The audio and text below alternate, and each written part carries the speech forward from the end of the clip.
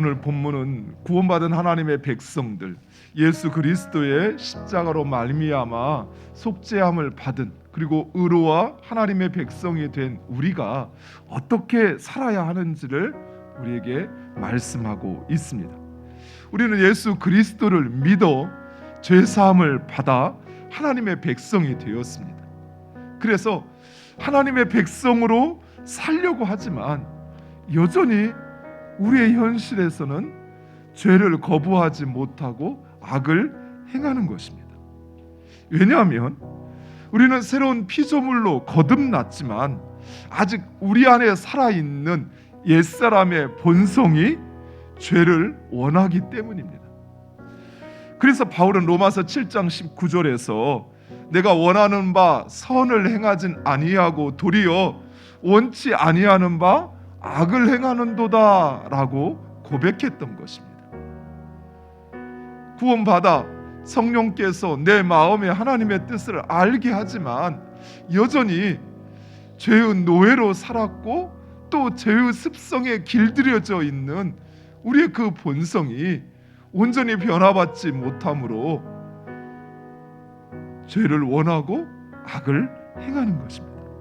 문제는 이러한 죄로 인한 양심의 문제, 즉 내가 구원받았는데 다시 죄를 행함으로 예수 그리스도의 십자가를 무력화 만드는 것 같은 바로 이 양심의 문제를 해결하기 위해서 어떤 이들은 옛 언약의 방식으로 돌아가라는 그런 가르침에 동조하거나 또는 헛된 사상에 빠져들었던 것입니다. 또 어떤 이들은 끝까지 예수 그리스도를 믿음으로 유대인들에게 미움과 박해를 받아야만 했던 것입니다. 성령께서 우리로 하여금 예수님의 죽음이 바로 나의 과거와 현재와 미래의 죄를 사하여 주신 속죄 사건이라는 것을 믿게 하시는 것이죠. 그리고 성경이 그것을 우리에게 증언을 하는 것입니다. 즉 우리가 예수 그리스도가 나를 위하여 죽으셨다라는 것을 아는 것은 성령께서 나에게 말씀하시는 거예요. 그런데 그것을 믿지 않고 부인한다라는 것은 성령을 회방하는 것을 말하는 것입니다. 내 안에 깨닫게 하시는 성령의 역사를 내가 거부하는 것이죠. 또 성령께서 그 구원의 역사를 확장해가는 일을 우리가 방해하는 것, 회방하는 것, 이것을 바로 구원의 진리를 알고도 받고도 죄를 범한다라는 말의 의미인 것입니다.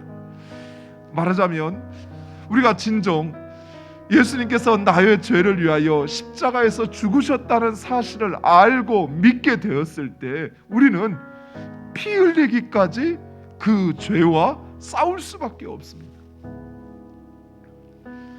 우리가 진정 예수님께서 십자가에서 나를 위하여 피 한 방울 다 흘리기까지 그 죄의 문제를 해결하셨는데 내가 그 죄를 아무렇지 않게 범한다라고 하는 것은 오히려 예수 그리스도의 그 은혜를 깨닫지 못하는 것입니다. 그리고 내 안에 죄를 발견하게 될 때 우리는 나를 덮고 있는 이 속죄의 은혜를 깨닫고 그리고 회개하며 감사하는 것입니다.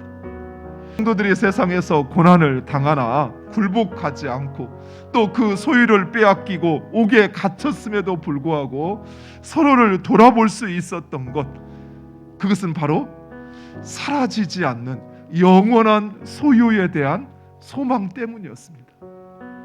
그들의 생명을 잃기도 하고 자녀를 잃기도 하고 가진 재물을 잃어버렸지만 그러나 영원한 하나님의 나라에서 그 다시는 빼앗기지도 사라지지도 않는 우리의 진정한 그 소유, 그것에 대한 소망이 그들을 붙잡았던 것입니다.